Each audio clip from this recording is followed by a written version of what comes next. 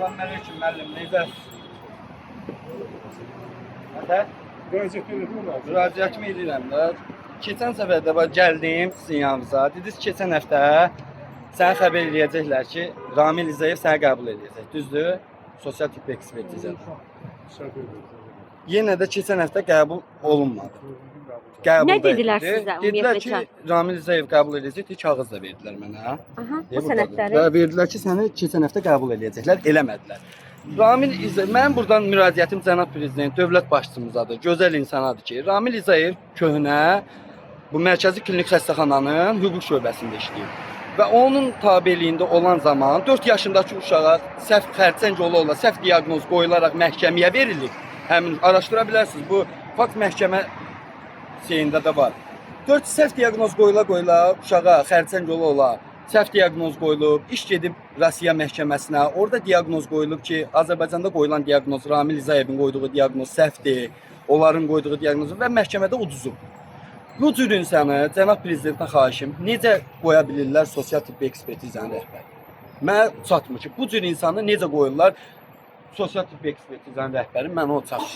Mən cənab prezidentdən, Mehriban xanımdan, gözəl insanlardır. Xahişim odur ki, mən bu işimə baxılsın. Bu boyda sənədlərlə gəlirəm, hər dəfəsində burada yola verilirəm. Gəlirəm, hər dəfəsində burada yola verilirəm. Keçən səfər gəldim, kağız da verdilər ki, get səni qəbul eləyəcəklər. Gözlədim həftənin sonuna qədər. Yenə qəbul olunmadım. Da bu nə qədər olar? Da 1 olar, 2 olar da bu əziyyət çəkirəm, əsir şey deyə bilməm. Cəmaət biz döyüşə gedəndə bəzi insanlar xaricə qaçanda, biz döyüşə gedəndə indi onlar dollar səpir, biz dərman yeyirik. Bunun başqa bir sözü yoxdur. Ümumiyyətlə sizin əlilliyin verməməkdə səbəb nə göstərir? Hər dəfəsində də yazırlar ki, diaqnoz əlillik əlaməti təyin et. Səbəb nədir? Nəyə görə? Sağlamsınız? Sağlamamsa, necə yəni Müdafiə Nazirliyindən də bayani biletimə də qeyd olunub ki, sülh dövründə və müharibə dövründə bu insan yararsızdır. Gəlin baxın. Bu əgər qeyd olunursa, heç bir dövlət işində də işləyə bilməz də. Baxın. Baxın. Sülh dövründə də, müharibə dövründə də yazıb yararsızdır. Yaxşı, bu yazıbsa, cənab nazirin peçatları var da burada hamısını. Mən necə ki, əgər yararsızamsa, necə yəni mənim niyə əlilliyim verilmir?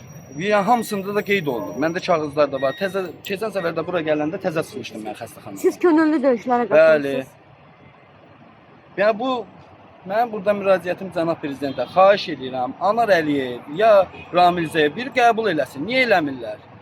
Niyə eləmirlər? Bura dövlət müəssisəsidir. Cənab prezidentimiz də dəfələrlə vurğulayır ki, əgər hansısa bir məmur işini görə bilmirsə, özünü bədbəxt eləməsin.